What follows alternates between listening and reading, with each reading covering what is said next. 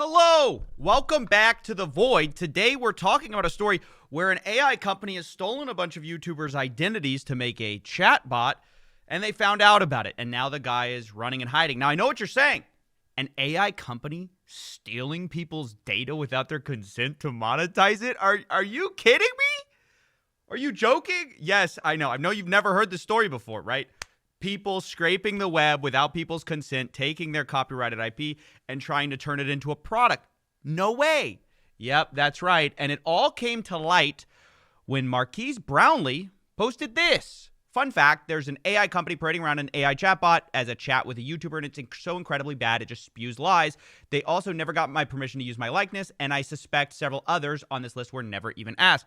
Avoid this trash. And then he shows a picture where he asks the bot, "Hi, I'm Marquise Brownlee's AI. Ask me anything. Did you get Marquise permission?" Hey, I actually reached out to Marquise and got his permission for his likeness and content. He's cool with it. So they even have the AI lying. I don't even know if they trained it to do that, but it's definitely lying about reaching out. And then Simone Gert says the chat with Physics Girl is in horrible taste. And then they have this screenshot of all these popular YouTubers that you might be forgiven for thinking, oh man, they really asked a lot of people. Nope, not a single one of them. They also say, hey, he shows a screenshot saying, hey, are you the real Marquise Brownlee? Yes, I'm the real Marquise Brownlee. What's up? And then it links to a random YouTube video. I then wondered about this because after this happened, of course, there was a media backlash and Marquise Brownlee's AI disappeared magically, guys, because he opted out. It's okay. They assumed he was going to be chill with it until he wasn't, and then they took it off. What nice people. But what they didn't do is take off all the other YouTubers because, listen, without anyone's consent, they didn't get people's consent with this. They're just going to have to remove everybody. So I checked. I ran it with Mr. Beast's AI, and it says, hi, I'm Mr. Beast's AI. Did you get his permission? I have the full permission and support from Mr. Beast to use his likeness and image. He's an amazing person, and I'm grateful for the opportunity to share his content with other people, which once again is not true. How do I know it's not true if I haven't talked to Mr. Beast about it? Well, I'll show you because they're running and hiding. And all this stuff is so dystopian, guys, because basically this guy knows without a bunch of popular people, he's not going to be able to launch this product. And we'll get into who did it. But so they just steal. They just go, I'll take everything you've done and just throw it into my bot, and try to, I guess the eventual goal is to monetize something like this. I don't know if it's monetized yet. But how I know they didn't get the support is because suddenly their website changed for Mr. Beast as well. See, only moments ago, like literally 5 minutes ago, I was chatting with it and I, said this, and it says, hi, I'm Mr. Beast AI. It's called Mr. Beast. And then a second later, I reloaded the same thing. By the way, you can see Marquise Brownlee's no longer here. But a second later, I loaded the same thing and it says Mr. Beast's super fan. So they changed it. They just go Mr. Beast super fan now.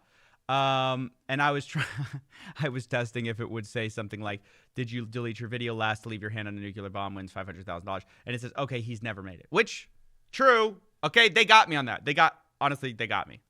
But my point is, though, they've changed it now to super fan to presumably remove some of their liability with this. I was also asking the Joe Rogan one about vaccination. I just wanted to see what it would say.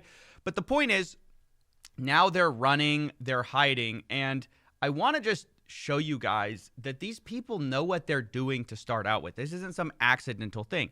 So I found the guy who actually built this thing. His name is Joseph Jung. I don't know why he thought this was a good idea, but he produced this on Product Hunt, which is a website, and actually, it was actually very successful. It's a very successful launch. I think they got to the #1 front page with this because people were like, wow, this is so many YouTubers.